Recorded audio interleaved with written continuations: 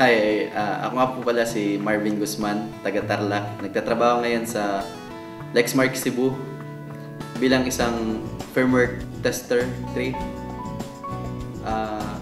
Isa akong dating Batang Feeding Center. Lumaki ako sa Bamban Tarlac.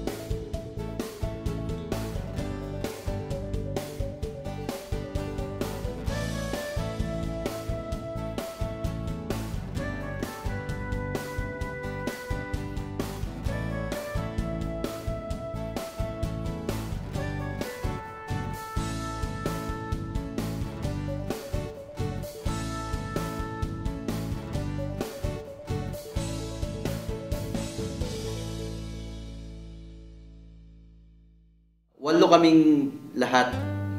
4 na babae, 4 na lalaki. Nung bata ako, siguro masasabi ko, hindi naman kami ganun kahirap at hindi rin naman kami ganun kayaman. Pero dahil siguro sa dami naming magkakapatid, medyo nahirapan kaming mag-budget dun sa pera ng tatay ko. Yung kinikita niyang sahod. Kung natatandaan nyo, isa kami sa mga pamilyang naapektuhan ng pagputok ng Bulkang Pinatubo. So, nilipat kami ng gobyerno sa lugar ng Dapdap Resettlement. So, doon kami nanirahan. Nung maliit pa si Marvin, bagong panak pa lang, nasa Bamban. Tapos, pumutok yung Pinatubo na kami sa resettlement. Tapos dito na nag-aral si Marvin sa Dapdap. Nung bata ako, mahilig akong maglaro, makulit ako, mahilig akong kumain. Sa feeding center namin, puro kakulitan yung laman ng isipan ko. Medyo bully, pero madalas binubully. Si Marvin, mula nung maliit siya, mabait siya. Hanggang ngayon, dala-dala niya yung paglaki. Maalala sa mga magulang mo. Pagka-center kami ni Marvin, so from anong edad ba ako? 6 years old, 7 years old up to college. Magkasama kami. Si Marvin, siya yung kalog na kalog. Yung patatawanin ka niya kapag, tapos pag nakita ka seryoso, gagano ka. Uy, seryoso ka dyan, gagano siya. Actually, si Marvin, siya expressive. Since mula nung napunta siya dito, hindi siya mahiyain. At saka friendly talaga siya sa mga bata. Hindi siya yung pasaway. Bata kasi ako pa. Morning pa lang, ginigising na kami para magtimpla ng kape, bumili ng pandesal. Then, tumagal yung ganong routine. Tapos dumating dun sa point na may nagre-recruit para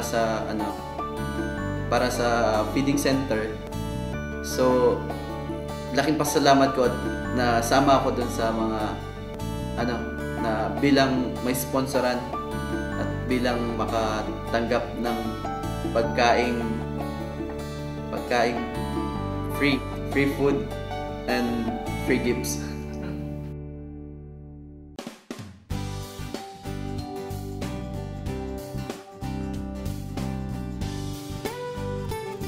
Genesis Child Care Center is assisted by AMG Philippines and Ministry of Genesis Community Baptist Church. And ang aming mga programs ay educational assistance and most especially spiritual program for our children.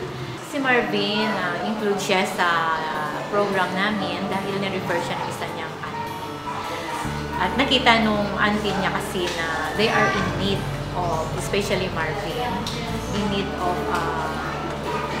to be included in the education, the CDP program of Genesis Child Care Center.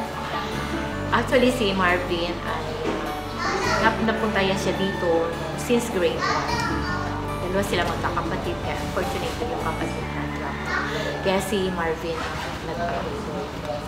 Nung 6 years old na si Marvin, dinala kay Madam Cora sa Genesis.